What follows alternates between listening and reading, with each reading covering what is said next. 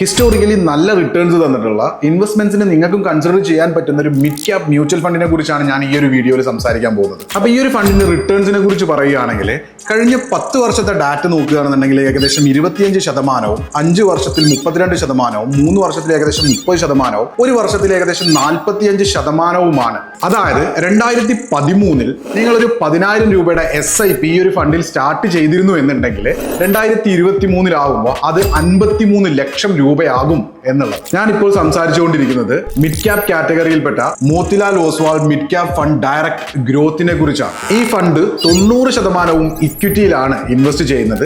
Mid cap കാറ്റഗറിയിൽ ആയതുകൊണ്ട് തന്നെ ഇതൊരു ഹൈ റിസ്ക് സെഗ്മെന്റിൽ വരുന്ന ഒരു മ്യൂച്വൽ ഫണ്ടാണ്. നിങ്ങളുടേതായിട്ടുള്ള അനാലിസിസും സ്റ്റഡീസും ചെയ്തിട്ട് മാത്രമേ ഈ ഒരു ഫണ്ടിനെ ഇൻവെസ്റ്റ്മെന്റ്സിലേക്ക് കൺസിഡർ ചെയ്യാൻ പാടുള്ളൂ. 2025 മ്യൂച്വൽ ഫണ്ട്സിൽ ഇൻവെസ്റ്റ് ചെയ്യണം എന്ന് പറഞ്ഞിരിക്കുന്ന നിങ്ങളുടെ ഫ്രണ്ട്സിനും ഈ ഒരു വീഡിയോ ഷെയർ ചെയ്ത് കൊടുക്കുക.